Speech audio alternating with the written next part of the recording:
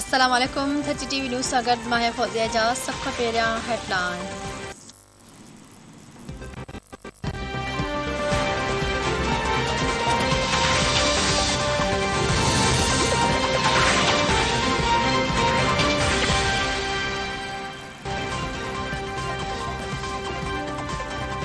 Supreme court में article 63A जी तशरीह लाइ दाख़िल सदारती रेफरेंस ते ॿुधणी सुभाणे थींदी।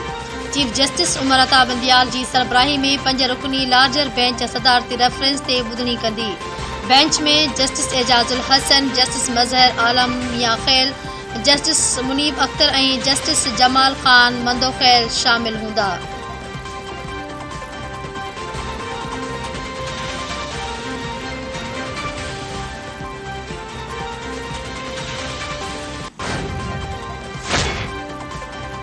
पीटीआई पारां अॼु एबटाबाद में सियासी ताक़त जो मुज़ाहिरो कयो पियो वञे।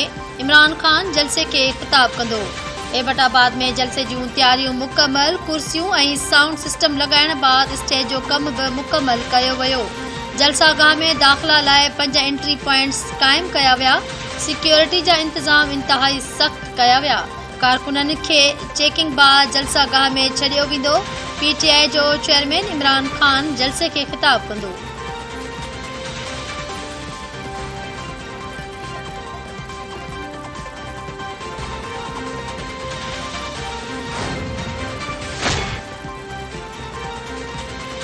पंजाब में खैबर पख्तूनख्वा लाइ अटे की फ़राहमी शुरू कई वई। खैबर पख्तूनख्वा में अटे की फ़राहमी बावजूद क़ीमत में घटिताई न आई। अधु मण अटे की थैली 1400 रुपयनि में विक्रो थियण लगी। अटे के डीलर्स जो चवण है मार्केट में अटो पहुचण शुरू थी वियो है। सरकारी कोटा ते अटो न मिलण सबब अटे जूं क़ीमतूं वधण जो ख़दशो है।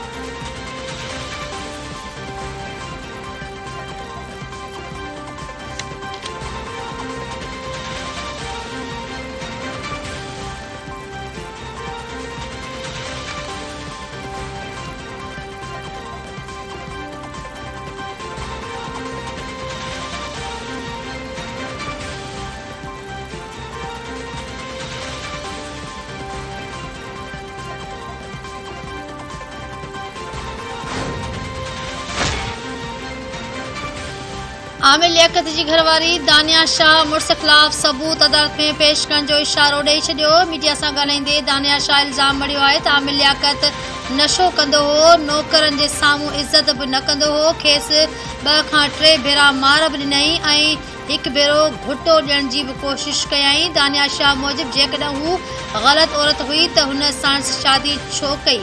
केस दाख़िल करण बाद आमिर लियाकत खेनि धमकियूं ॾेई रहियो आहे। हू आमिर लियाकत सां सुलह करण नथी चाहे।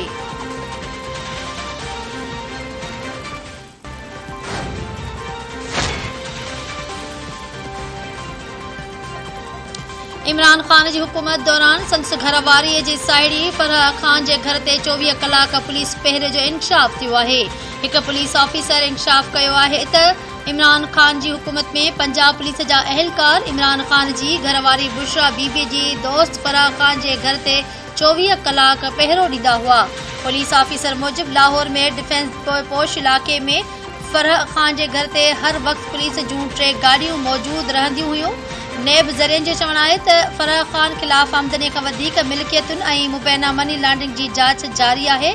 फरह ख़ान जे मुड़ुस अहसन जमील गुजर 12 मई ते पाकिस्तान अचण जो ऐलान करे छॾियो आहे। फरह गोगी मुस्लिम लीग नून जे अॻवान अता तारड़ खे क़ानूनी नोटिस मोकिले छॾियो। वकील अज़हर सिद्दीक़ मार्फत मुकमल क़ानूनी नोटिस जे मतन मूजिब अता तारड़ प्रेस कॉन्फ्रेंस में फरह ख़ान ते कूड़ा ऐं बेबुनियाद इल्ज़ाम बढ़िया आहिनि, जंहिं ते हू 7 ॾींहनि अंदरि माफ़ी वठे। मुस्लिम लीग नून जे अॻवान अता तारड़ चयो आहे त फरह ख़ान खे एतिराज़ आहे त खेसि गोगी छो चयो। हू पाण कोर्ट में वञण जो सोचे रहियो हुयो। नोटिस जो जवाब ॾिनो वेंदो ऐं सबूत बि। क़ानूनी नोटिस जो भरपूर नमूने जवाब ॾिनो वेंदो।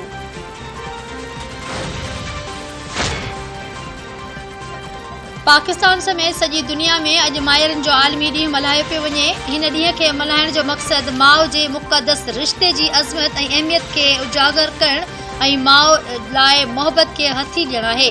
माहिरनि जे आलमी ॾींहं जे हवाले सां सॼे मुल्क में तक़रीबूं थियूं वयूं आहिनि, जंहिं में माउ जे शान ऐं अज़मत जे मुख़्तलिफ़ पासनि ते रोशनी विधी वेंदी।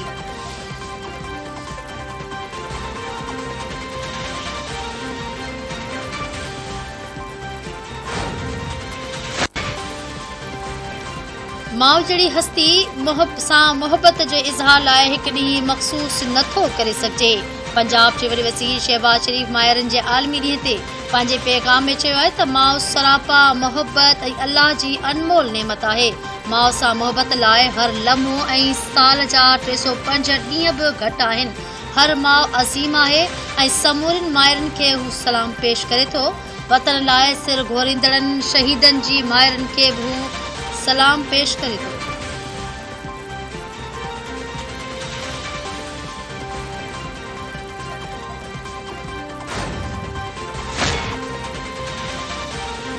पीपल्स पार्टी जो अॻूणो MPA हाजी अनवर ख़ान महर कराची जे निजी अस्पताल में लाॾाणो करे वियो।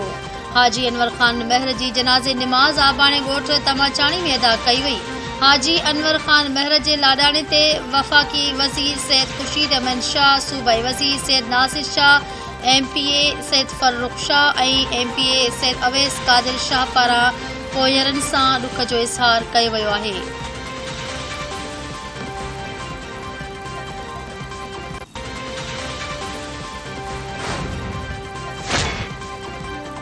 वारिस ॾिनो माछी वेझो, हथियारबंदनि जो घरनि ते हमिलो।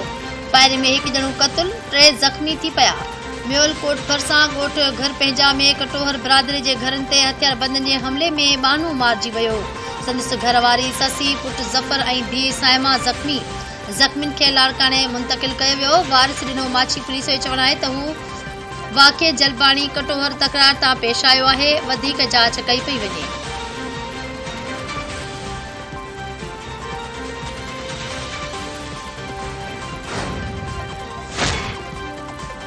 हैदराबाद जे खतड़ वारे इलाक़े मां पुलिस नारीअ जो लाश हथ करे वरितो। बुलेली वाह में लाश लुढ़ंदे ॾिसी इलाक़े वासियुनि पुलिस खे इतला ॾिनो। पुलिस वाक़िए वारे हंधि पहुची लाश पाणीअ मां कढाए वरितो। पुलिस मूजिबि नारीअ जी उमिरि 15 खां 16 साल आहे। संदसि सुञाणप न थी सघी आहे।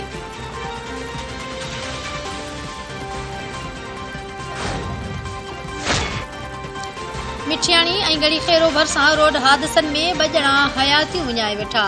मिठियाणी वेझो ॻोठ किरड़ भट्टी में ड्राइवर गाॾी रिवर्स कंदे 2 ॼणनि ज़ीशान कोरी ऐं बाबर भट्टी मथां चाढ़े छॾी।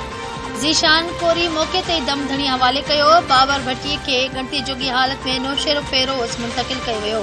ॻोड़ी खैरू भरिसां अवस्था मोहम्मद रोड ते मोटरसाइकिल ऐं वैगन में आमू साम्हूं टक्कर जे नतीजे में ॻोठ फाज़िल बुलेदी जे रहवासी अफ़गान बुलेदी फ़ौत थी वियो।